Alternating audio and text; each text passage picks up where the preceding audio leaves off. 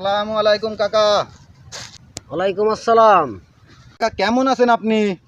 বাবু আলহামদুলিল্লাহ, আল্লাহ তো ভালোই রাখছে, আল্লাহর মতো ভালোই আছে। বসো তুমি। আচ্ছা ঠিক আছে, বসতেছি কাকু। কাকা, লিচু তো সে বাম্পার ফলন হয়েছে, এ তো চোখ জুড়োয় যাওয়ার মতন।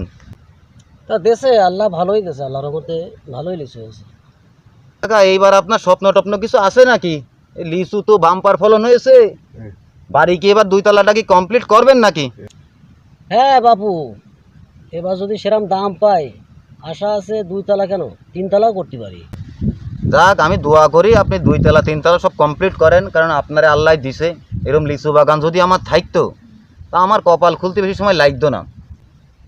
হ্যাঁ, তোমাকে দোয়াই তো বাইসে আছি, আল্লাহ যা করে। হ্যাঁ কাকু, আপনার জন্য আমি দোয়া করি আপনার জন্য ফলন আরও ভালো হয়, ঝড় বৃষ্টিতে যেন ক্ষতিমতি না হয়, কারণ এইবার তো বৈশাখ ঝড় শুরু হয়নি, বিভিন্ন জেলায় ঝড় হচ্ছে, কিন্তু একটু সাবধানে থাকেন, কারণ লিচুর যে ফলন হয়েছে তাতে আপনার ঝড় হলে যদি ভেঙে পড়ে আর শিল পড়ে তাহলে সব শেষ। একটু দেখাশোনা ভালোভাবে করেন কিন্তু, ঠিক আছে? ওই টেনশনই তো করতেছি বাপু, আল্লাহ যা করবে না ভালো জনই করবে না।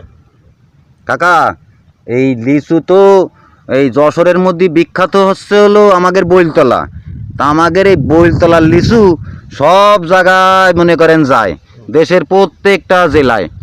তা আপনার লিচু কোন কোন জেলায় যায় কাকা? আমার এই জায়গাতে ট্রাক ভরে ভরে তো মেলা জায়গায় যায় বাবু, তো এবার কোন জায়গায় যাবে বলতে পারতেছি না।